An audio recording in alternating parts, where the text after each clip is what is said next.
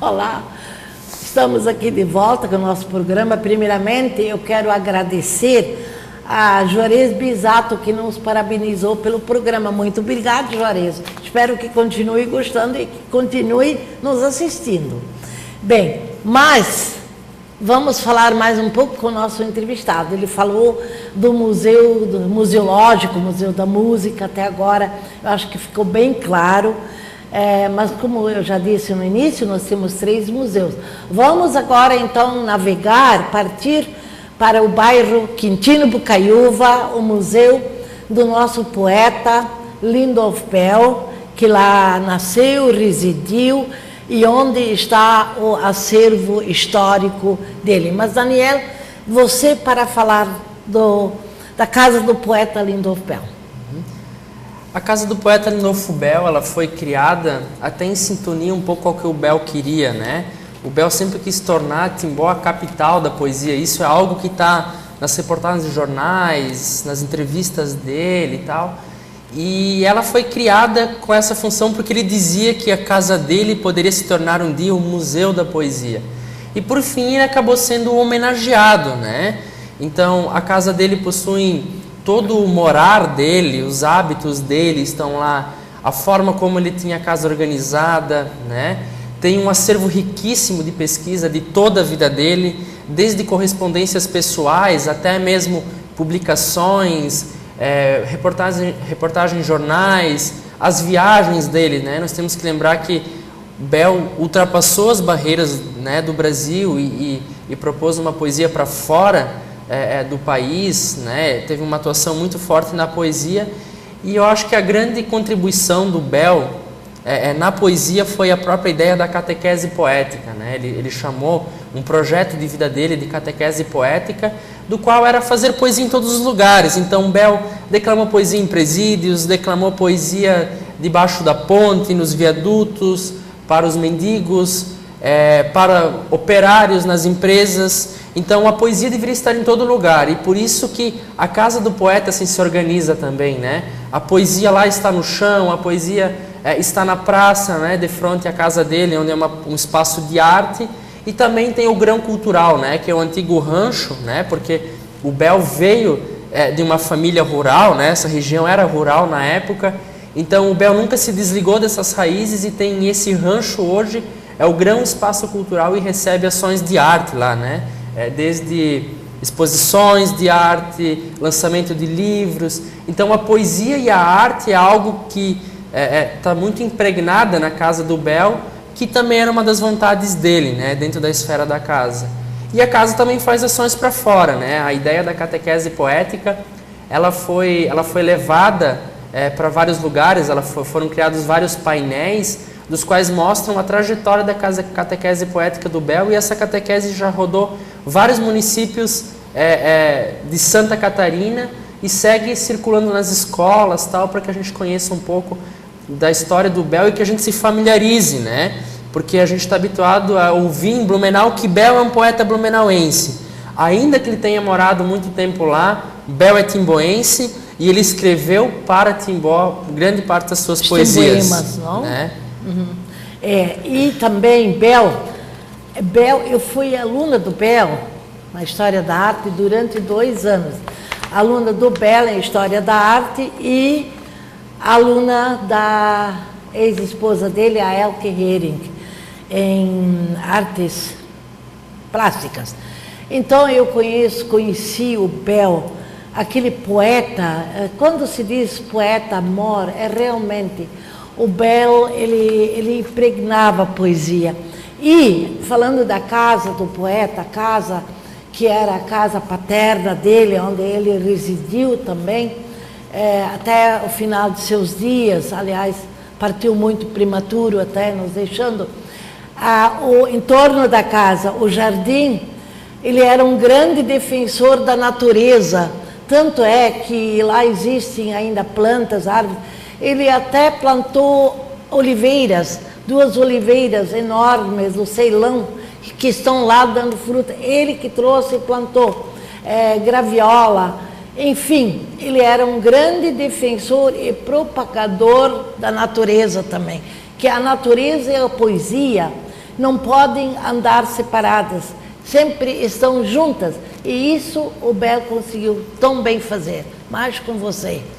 Eu acho que é importante ressaltar que a poesia do Bel estava totalmente ligada à própria infância dele, né? A vivência dele em meio à natureza, né? Então, é muito claro, ele falar sobre a jabuticabeira, né? Que traz muitas lembranças às pessoas já com mais idade, né? Talvez os nossos jovens já não façam mais essa experiência de pegar a jabuticaba no pé. O Bel fala do rio, né? Ele traz referências subliminares dentro da poesia dele que são riquíssimas e que trazem muita memória da própria cidade, do próprio Vale do Itajaí, de uma maneira geral, dentro da sua poesia. E eu acho que é importante lembrar que tudo isso pode ser percebido no Centro de Memória, que é um arquivo onde tem toda a documentação dele e que é alvo de várias pesquisas também, né? Muitos pesquisadores de letras, de arte, procuram a casa do poeta para pesquisar a vida dele ou como o Bel interagia com a poesia, a natureza, a criticidade também política do próprio Bel, né? Entre eles o poema das Crianças Traídas, né? Um belo poema do qual faz uma crítica a toda a Segunda Guerra Mundial, aos regimes ditadores, né? Então o Bel é um poeta muito rico e às vezes desconhecido dentro do município de Timbó, mas a função da casa também é publicizar esse material, publicizar o Bel, para que os timboenses o reconheçam como o poeta que ele foi realmente, né, de reconhecimento nacional e até internacional. Exatamente, é isso, né, Daniel? Geralmente o santo de casa não faz milagres, né? Verdade. Então, o que a gente não conhece, a gente não ama, a gente até não respeita. Então, eu quero aproveitar aqui também esse nosso programa para fazer um convite às pessoas, às escolas que já vão, mas vão mais. Venham, visitem a casa do poeta. Entrem em contato lá com as obras para saber um pouco mais desse nosso poeta, né? Mas tens mais alguma coisa a nós colocar da casa do poeta? Não, acho que tem os outros museus, né? O horário de funcionamento é o mesmo também. Também, né? Atende com 3 pessoas, né? Atualmente 2, uma terceira pessoa agora está sendo chamada via concurso, né? Que foi realizado no final do ano passado. Então, a Casa do Poeta também, ela atende as escolas, atende o público, né? Uhum. Ela tem várias mostras, exposições de arte que acontecem, em média, a cada 2 meses. Então, a comunidade pode ficar sempre antenada para conhecer o que gira nesse país de arte, de poesia, de lançamento de livros, além das obras regionais que são também lançadas lá. Então, a Casa do Poeta também é um espaço aberto. Tem a feijoada, né, que se realiza todos os anos, onde as pessoas prestigiam a casa, comendo feijão, conversando, entrando nessa aura, né, nesse clima que é a casa do poeta Lindolfo Bel e que pode ser usada para piquenique, né? Ela tem um jardim muito grande. Muito lindo. Muito lindo, né? A casa se propõe a isso, a fazer as pessoas se sentirem à vontade, não só no acervo museológico, mas no espaço da casa, que é muito belo, talvez um dos mais belos jardins do município de Timbó, né? Enquanto espaço público também. Então, as pessoas estão convidadas de terça a domingo, das 8h30 às 11h30 e das 13h30 às 17h30, né?